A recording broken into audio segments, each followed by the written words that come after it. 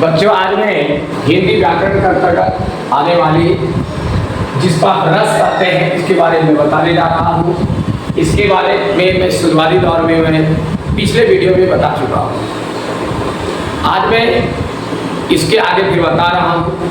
मैंने इसमें ये बताया था कि रस की जो अनुभूति होती है, किसी भी काव्य रस का जो रसास्वादन होता है, उस पे दो बातें होती है। एक होता है आलम्बन और दूसरा क्या होता है उद्दीपन। आलम्बन को ही हम आश्रय बोलते हैं। आलम्बन का ही दूसरा नाम क्या है? आश्रय। जब उदाहरण के लिए मैं दिया था, जब कोई बाघ से डरता है तो बाघ देखने के बाद बाघ से भय पैदा, तो बाघ क्या हुआ? उद्दीपन हुआ। उनके चलते क्या हुआ? हमें भय पैदा हुआ। और इसके अंदर भय पैदा हुआ, भय का जो भाव पैदा हुई वह हुआ आपका आश्रय। इसके अंदर आश्रय हुआ, इसके अंदर ये डेरा डाला किसने? भय ने। अब बाघ के नाम से उसके अंदर एक भय पैदा हुआ। तो जिसके अंदर भय पैदा होता है उसके अंदर एक रस, उसी को कहते हैं एक रस पैदा, एक स्वाद उसको आया, चाहे बुरा हो या अच्छा हो, स्वाद कई तरह का होता है। इसीलिए इसको हम क्या है, ये रस के अंतर्गत आता है, जो कि हम पिछले वीडियो में बताए थे, आलम्बन, आश्रय, उद्दीपक, इसके बारे में। आज मैं बता रहा था, उसी में बताया था आपको, एक संचारी या व्यभिचारी भाव होता है। संचारी या व्यभिचारी भाव होता है। संचारी व्यभिचारी भाव क्या है कि जिसमें कि भाव का संचार होता है, चाहे गलत भाव हो या अच्छा भाव, उसके अंदर में एक संचार होता है, ना उठते रहता है, समुद्र की लहरों की तरह उठता और बैठता है। तो आज उसके अंतर्गत हम ये बताए थे अनुभाव। अनुभाव क्या होता है? एक अनुभव ही बताए थे। अनुभव होता है अनुभव कराने वाला, किसी भी चीज के एहसास, किसी भी प्रकार की समस्याओं का एहसास कराने वाला, किसी प्रकार की जो कोई चीजें हैं उसको अनुभूति कराने वाला, अनुभव कराने वाला, एहसास कराने वाला, अनुभव कराने वाला अनुभाव है। ठीक है, अनुभाव जो है हमारे अंदर अनुभव कराने वाली चीज है। तो ये अनुभव 5 प्रकार के होते हैं। अनुभव जो हमें अंदर में पैदा होती है, ये सारी चीजें जो मैं बता रहा हूँ ये अंदर की चीजें, अंदर की बातें हैं। तो हमारे अंदर तो ये भाव पैदा होती है। ये भाव पैदा कराने वाले कितने प्रकार के होते हैं? 5 प्रकार के होते हैं। एक कायिक होता है, दूसरा वाचिक, तीसरा मानसिक, चौथा आहार, पांचवा सात्विक। सबसे पहले कायिक क्या है? कायिक के अंतर्गत पर क्या आता है? कायिक मतलब होता है शरीर। शरीर से अपने आप एक भाव पैदा होता है। किसी ने शरीर में के द्वारा कुछ ऐसा इशारा किया, जैसे आंखें तान दिया, किसी ने आंखें लाल करके दिखा दी, तो इससे क्या हुआ? हमारे अंदर भय पैदा हुआ।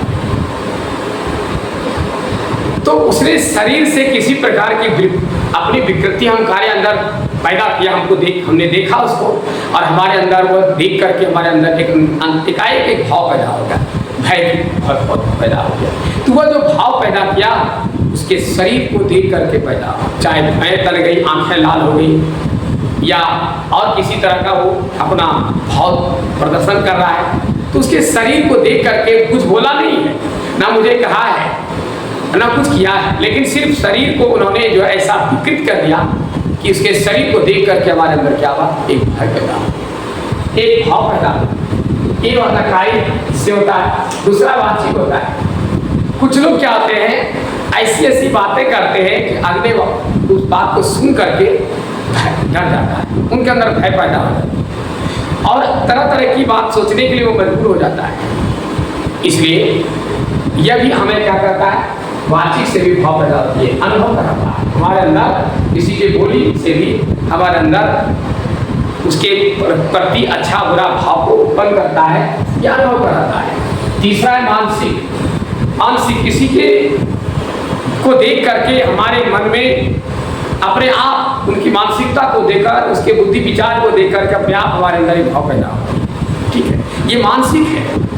उसके मन को देख करके, उसके मन को पढ़ करके वो जो कोई कारोबार कर रहा है उनके कारोबार को देख करके, उनके व्यवहार को देख करके, उनके जो कार्य है उनको देख करके हमारे अंदर एक मन में एक प्रकार की का भाव पैदा होता है, एक प्रकार की विकृति पैदा होती है, अनुभव होता है अंदर में कि वो क्या कर सोच के कर रहा है, क्या करने जा रहा है, क्या उनका करने का भाव है, हमारे अंदर अनुभव हो जाता है। तो वह क्या करता है, एक मानसिकता, जो किसी की मानसिकता हमें जो है अंदर में हो पैदा है। उसके बाद आहार। आहार क्या होता है? आहार होता है कृत्रिम वेशभूषा। बहुत लोग क्या करते हैं कि बनावटी वेशभूषा बना लेता है, उसको देख करके भी हमारे अंदर में भाव पैदा हो जाती है। जैसे वो रुपया है, अनेक प्रकार के रूप बदल करके हमारे पास प्रदर्शन करता है, हम अचानक उसको देखते हमारे अंदर भय पैदा, या बच्चे देखते उसके अंदर भय पैदा हो जाती है। तो इस तरह की चीज़ें जो है ये उसको क्या कहेगा, शरीर का एक प्रकार का ये वेशभूषा कृत्रिम बाहर से जो हम लगाते हैं, ऐसा ऐसा वेशभूषा बना लेता है। ठीक है, जैसे कोई पुरुष है वह लड़की का भेष बना लिया, औरत का भेष बना लिया, सुंदर खूबसूरत लड़की बन गई, तो वह उसको देख करके हमारे अंदर में अच्छा बुरा जो भी भाव पैदा हो। तो ये सारे जो है हमारे क्या आहार के अंतर्गत आता है। इसमें न स्वाभाविक और न नैसर्गिक, न प्रकृति कोई चीज का अनुभव होता है और न स्वाभाविक स्वभाव से पैदा नहीं होता है, और न प्रकृति के चीज। वो जो कृत्रिम वेशभूषा बनाया है, उसी कृत्रिम वेशभूषा को देख करके अंदर में एक भाव पैदा हो जाता है, अनुभव होता है। ठीक है, उसका है सात्विक। सात्विक अनुभव क्या आता है? सात्विक के अंतर्गत आता है आपका ये इसके शरीर के स्वाभाविक अंग विकार। शरीर में एक स्वाभाविक अंग विकार होता है अपने आप आंखें को पलक झपकना, ठीक है, अपने आप ये हमारे अंदर में पसीना आ जाना, अपने आप चेहरा उदास हो जाना, अपने आप चेहरे में मुस्कान आ जाना। तो किसी के चेहरे को अपने आप में परिवर्तन होता है, जबकि कोई कुछ बोला नहीं, कुछ कहा नहीं, कुछ सुना नहीं, वो अपने आप अपने मन से कुछ सोच करके अपने आप उसके शरीर में क्या आता है, विकृति पैदा हुई, जिसको कि हम क्या कहेंगे, सात्विक हो गए। ठीक है, अपने आप खड़ा है या बैठा है, कुछ है, अपने आप उसके शरीर में परिवर्तन आना शुरू हो गया, अपने आप में परिवर्तन होने लगता है। उसके अंदर में क्या बातें चल रही है किसी को पता नहीं है, लेकिन शरीर के भाव भंगिमा में परिवर्तन आते जा रहा है। तो इससे हमारे अंदर पैदा हो जाता है, समझ जाते हैं कि इसके अंदर में क्या है, सात्विक भाव पैदा हो रही है, उसको कहते हैं वो हमारे अंदर में पैदा हो रही है। अब ये सात्विक जो भाव पैदा हुए, सात्विक को फिर समझिए, जो कि स्वतः अपने आप शरीर में स्वाभाविक, शरीर में जितने अंग हैं उसमें से किसी भी अंग में अपने आप क्या विकार पैदा होगा, अपने आप उसे विकृति पैदा होगी, अपने आप शरीर में जो है एक प्रकार का कंपन आया या किसी प्रकार का परिवर्तन आया, तो उससे हमारे अगले को देख करके उससे क्या अंदर में एक अनुभव होगा, एक अनुभव पैदा होगा, एक प्रकार का रस की अनुभूति हुई, तो वहाँ भी होता है। ये हमें विद्वानों ने 8 प्रकार का बताया है।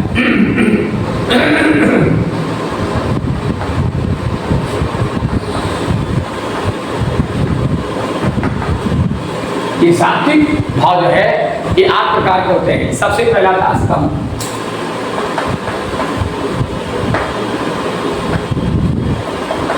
स्तंभ क्या हुआ कि चुपचाप स्थिर रहना, हिल डोल कुछ नहीं करना, चुपचाप कोई स्थिर है उसको देख करके भी अनुभव करते हो चुपचाप स्थिर क्यों है, कुछ बोलता नहीं, मुस्कुराता नहीं, किसी तरह डरता नहीं, हिल डोल नहीं कर रहा है, उससे भी हमको अंदर में क्या आता है, अपने आप एक सात्विक भाव पैदा होती है। ठीक है, तो उसके इस व्यवहार से इस स्थिति को देख करके हम जो है शरीर के इस परिवर्तन को चुपचाप स्थिर हो जाना, स्तंभ की तरह खड़ा रहना या बैठे रह जाना, उससे भी हमारे अंदर भाव पैदा होता है। दूसरा है स्वेग।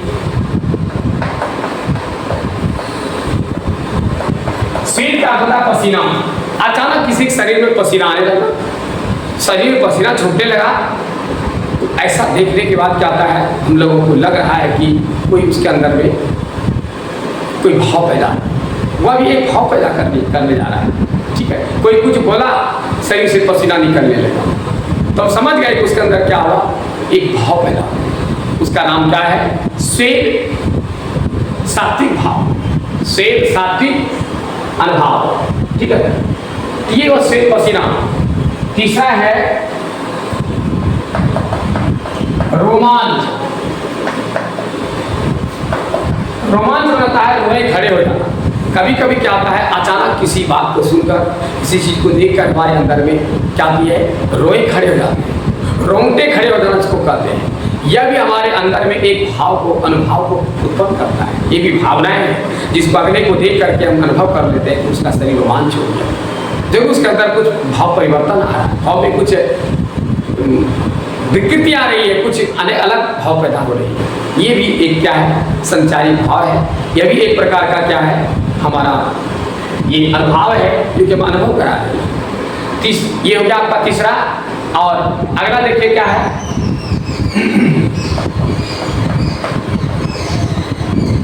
स्वरभंग। स्वरभंग क्या होता है कि हम बोल रहे हैं, अचानक आवाज में परिवर्तन हो जाना, चाहे बोलते बोलते रोने की आवाज हो जाना, या हंसने वाली बात मना बोलते बोलते हंसने लगना, हंसी आ जाना, हंसते हुए बोलना, या क्रोध में आकर के बोलना, यानी स्वर में भंग होना। स्वर जो हम आवाज, जिस आवाज से बोल रहे थे उस आवाज में परिवर्तन आना, यह भी क्या है, एक सात्विक भाव है जो कि शरीर से अपने आप पैदा होता है। ठीक है। पांचवा है कम। कम का होता है कांपना, अपने आप क्या होता है, शरीर में कंपन पैदा हो जाना, कोई बात सुन करके कंपन पैदा हो जाना, किसी स्थिति को देखकर कंपन हो जाना, शरीर कांपने लगना, यह भी एक सात्विक भाव को हमारे अंदर से उत्पन्न करता है। ठीक है ना। उसके बाद है वैवर्ग।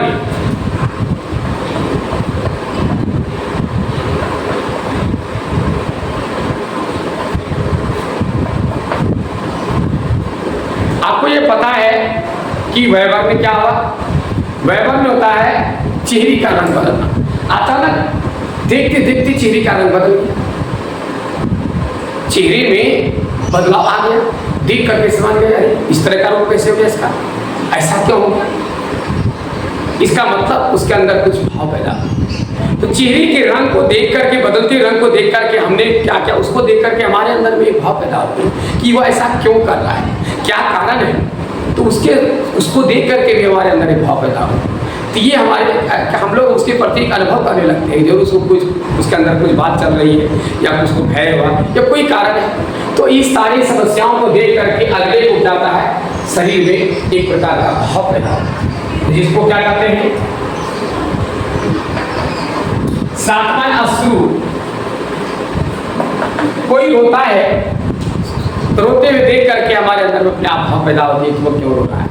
रोने वाले किसी कारण से रो रहा है, उसके अंदर भी कोई भाव चल रही है, किसी कारण से, दुख से, कोई अनुभव से रो रहा है, लेकिन उसको रोता हुआ देख करके हम चुप नहीं रह सकते।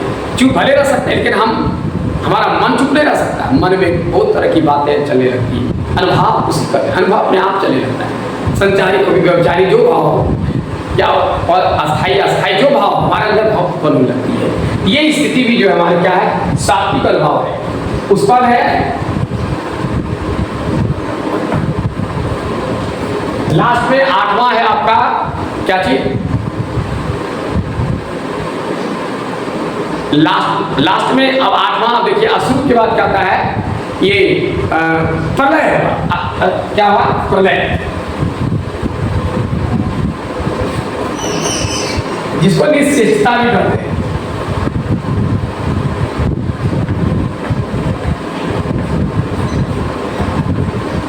अब प्रलय क्या हुआ, प्रलय का मतलब अचानक कोई दुर्घटना हो जाना, शरीर में के साथ अचानक कोई ऐसी समस्या खड़ी हो जाना शरीर में, जो कि देख करके जो है अगले को एक अंदर में भाव पैदा हो जाती है। निश्चेष्टा मतलब नहीं चाहते हुए, चेष्टा में इच्छा, निश्चेष्ट मतलब बिना चाहते हुए भी अचानक कोई चीज में परिवर्तन आ जाना, शरीर में इस प्रकार विकृति आ जाना, जिसको कहा नहीं जा सकता है। तो ये चीज जो है प्रलय हो गया, नहीं कहता प्रलय हो गया, मतलब जो चीज था वो अब नहीं है, समाप्त हो गया। जिस स्थिति में थी वह स्थिति उसका बिल्कुल बदल गया, उसको प्रलय का लय हो जाना, मतलब समाप्त हो जाना। जिस स्थिति में वो बैठा था, खड़ा था, जो भी था, वो स्थिति बिल्कुल बदल जाना, उसको प्रलय का। तो अचानक बदल जाना, उससे भी हमको देख करके हमारे अंदर भाव पैदा होती है।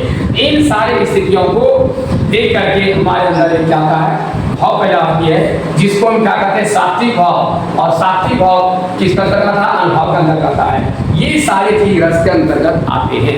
ये सारे चीज मिल करके हमारे अंदर क्या आता है, एक भाव पैदा करती है, इसी को हम क्या कहते हैं, अनुभव। उसके बाद अनुभव में है संचारी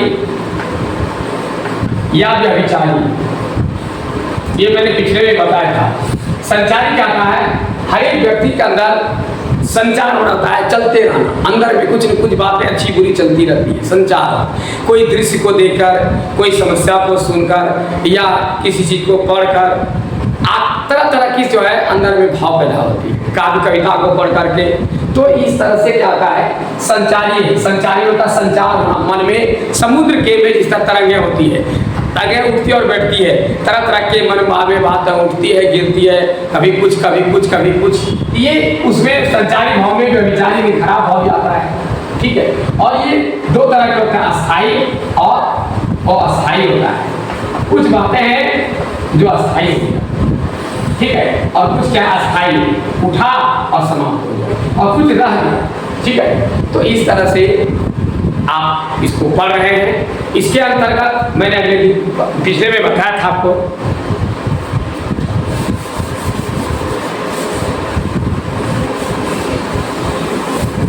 कि हमारे नॉलेज को 11 प्रकार का बताया है। पहले 8 प्रकार था, उसको 11 में भेद बताया है। रस के कुल 11 भेद हैं, जिसमें पहला रस है श्रृंगार रस। श्रृंगार कब लोग करता है, श्रृंगार करने की स्थिति कब होती है, जब प्रेम और खुशी होती है। श्रृंगार होता है सजावट। सजावट कभी होती है खुशहाली में, कभी आप सुने होंगे श्राद्ध में सजावट नहीं होती है, विवाह शादी में या शुभ कार्य में ही सजावट को करते हैं। तो कोई भी लड़कियां श्रृंगार कब करती है, जब उसको पति से प्रेम है। पति जब उसकी शादी हो जाती है और उसके पति हो जाते हैं, तो वह प्रेम जो दर्शाता है पति के साथ, इसलिए वह श्रृंगार में आ जाते हैं। तो श्रृंगार का मतलब होता है बिल्कुल सही सजावट। ठीक है, तो सजावट अर्थात पहले मन में सजावट पैदा हुई, तब बाहर से सजावट हुआ। तो उसी तरह कोई भी काव्य है, काव्य में भी इस तरह की बातें उत्पन्न कर ली जाती है शब्दों के द्वारा कि पढ़ने वाले के मन में एक प्रेम पैदा हो जाता है। उसको प्रेम को उसी श्रृंगार के रूप में हमारे विद्वानों ने लिखने का प्रयास किया। तो इसका अस्थायी भाव क्या था, श्रृंगार रस का अस्थायी भाव क्या है, आपसे प्रश्न किया जाएगा, श्रृंगार रस का अस्थायी भाव क्या है। अस्थायी भाव क्या है, प्रेम। याद रखिएगा, मूल बात यही है, श्रृंगार रस में अस्थायी भाव प्रेम, यानी श्रृंगार जो किया गया इसका मूल कारण उसके अंदर प्रेम है। प्रेम नहीं रहे तो वो अब श्रृंगार की कोई आवश्यकता नहीं, सजावट की कोई आवश्यकता नहीं। प्रेम है, इसलिए प्रेम को प्रकट करने के लिए श्रृंगार की आवश्यकता होती है। श्रृंगार के माध्यम से लोग क्या करते हैं, अपने प्रेम को प्रकट करते हैं। यदि प्रेम नहीं हो तो श्रृंगार की आवश्यकता ही नहीं है। इसलिए उसका मूल भाव, अस्थायी भाव क्या हो गया, प्रेम, जिसको हम रति भी बोलते हैं। रति में प्रेम होता है, प्रेम इसका अस्थायी भाव होगा। ठीक है, इसमें नायक और नायिका, आप फिल्म देखे हैं, नायक हीरो कहते हैं और नायिका, ये दोनों के बारे में आप जानते हैं। इसमें नायक और नायिका दो चीजों को प्रकट करते हैं। क्या क्या, एक विरह, एक मिलन, और दूसरा विरह, जिसको बिछोड़ भी बोलते हैं। ठीक है, अब मिलन क्या हुआ, मिलन होता है मिलना, मिलन मतलब मिलना। जब नायक नायिका एक दूसरे से मिलते हैं तो मिलने के क्रम में प्रेम को प्रकट करने के लिए कई तरह के आपस में व्यवहार करते हैं। वह बोलने वाली बात नहीं है, हिंदी साहित्य जगत में आप खुद समझदार है, समझ सकते होंगे कि एक दूसरे से प्रेम को प्रकट करने के लिए जो जो इच्छाएं होती है आपस में दोनों मिलकर क्या करते हैं, प्रेम को प्रकट करना है। दोनों के अंदर जो भाव पैदा हो रही है वो प्रेम को प्रकट करते हैं अपना। ये हुआ आपका मिलना, मतलब यह हुआ अपना प्रेम को प्रकट करना। मिल करके जैसे इसको इच्छा होगी अपना दोनों आपस में आलिंगन करेंगे, जो भी करेंगे मिलन से अपना प्रेम को प्रकट करेंगे। दूसरा आता है बिछो। बिछो क्या आता है, बिछुड़ना। जब मिलता है वहां प्रेम प्रकट होता है, बिछो में प्रकट होता है। जब कोई प्रेमिका प्रेमी से जब बिछुड़ने लगते हैं, अलग होने लगते हैं, तो वहां भी एक प्रकार का प्रेम का भाव पैदा होता है। चाहे तो वह प्रेम से उसके प्रति कुछ विकृति पैदा करने लगते हैं, या प्रेम से वह रोने लगते हैं, या जो जो चीज होता है वहाँ एक प्रकार का दृश्य उत्पन्न हो जाता है। जब एक दूसरे से अलग होने लगते हैं तो वहाँ भी एक प्रेम का दृश्य अद्भुत सा हो जाता है। आप देखते हैं जब बेटी विवाह होती है तो माता पिता का बेटी के साथ इतना गहरा प्रेम रहता है कि बिछोते समय सब माहौल ही बदल जाता है, सभी लोग रोने लगते हैं। इसका मतलब किसी ने मारपीट किया है इसलिए रो, ऐसी बात नहीं है। वहाँ भी वह रोना दुख को प्रकट नहीं करता, वह रोना प्रेम को प्रकट करता है कि आज इतना प्रेम था जिसके चलते अलग होने से उनको अंतर में एक दुख पैदा हो। वो दुख के रूप में प्रेम को प्रकट कर रहे हैं, रो करके आंसू बहा करके दुख के रूप में प्रेम को प्रकट करते हैं। इस तरह से प्रेम को दो रूपों में प्रकट किया जाता है, एक दुख प्रकट करके आंसू बहा करके, और दूसरा क्या था, मिल करके, आलिंगन करके, चुम्बन करके, प्यार से, प्रेम से जैसे होता है अपना प्रेम को प्रकट करते हैं। इस तरह से दो तरह का भाव इसमें पैदा होता है। तो इस तरह से हमारे पिताओं ने इसमें दो चीज बताया है, एक संयोग और दूसरा वियोग। इसी को दूसरे भाव में क्या है, पहला संयोग दूसरा वियोग। संयोग का अर्थ होता है मिलना, वियोग बनता है बिछुड़ना। ठीक है, बिछुड़ना वियोग हुआ और मिलना क्या हुआ, संयोग हुआ। ये दोनों भाव से श्रृंगार रस को पढ़ा जाता है। यदि किसी काव्य में कविता में यदि इस तरह की बात लिखी हुई है जहाँ की मिलना और बिछुड़ने की बात कही गई है, ठीक है ना। उदाहरण दे रहा हूं पहले संयोग का, मिलन का। सीता से ये भगवान श्री रामचंद्र जी और लक्ष्मण जा रहे हैं वन, ठीक है, और सीता अपने सहेलियों के साथ वन जा रही है। एक दूसरे से मिलना है, मिलने के क्रम में वहां बहाना क्या है, मिलना, एक दूसरे से प्रेम को प्रकट करना। लेकिन बहाना क्या है, फूल सखियों के साथ तोड़ने के लिए जा रही है और सखियों को भी दिखा रही है कि वही मेरे पतिदेव हैं।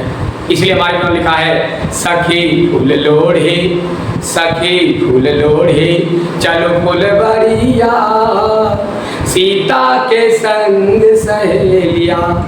सखी फूल लोढ़े, सखी फूल लोढ़े, चलो फुलवरिया, सीता के संग सहेलिया।